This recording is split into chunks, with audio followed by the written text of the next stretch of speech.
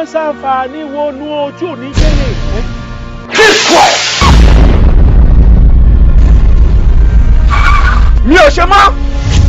Mi ò ṣe mọ́. Nǹkan tí mo ṣe ṣekú pa ni.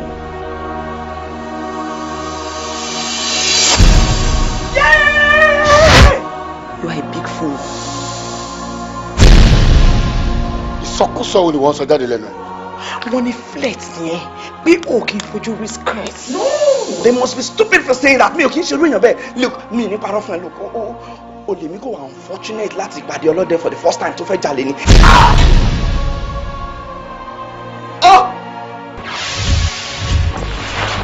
Ṣó pẹ́ síbẹ̀? Àbí kí n dọ́gbọ́n gbé súnmọ́ ni.